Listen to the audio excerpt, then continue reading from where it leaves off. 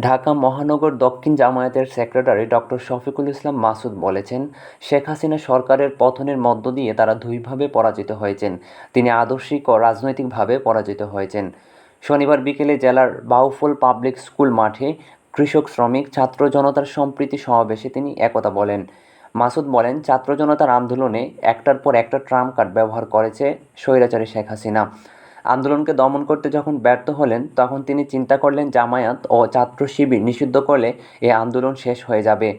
ছাত্র জনতা সব নিষেধাজ্ঞা প্রত্যাখ্যান করে জামায়াত ছাত্র শিবিরকে বুকে টেনে বিজয়ের ধারপ্রান্তে পৌঁছে দিয়েছে।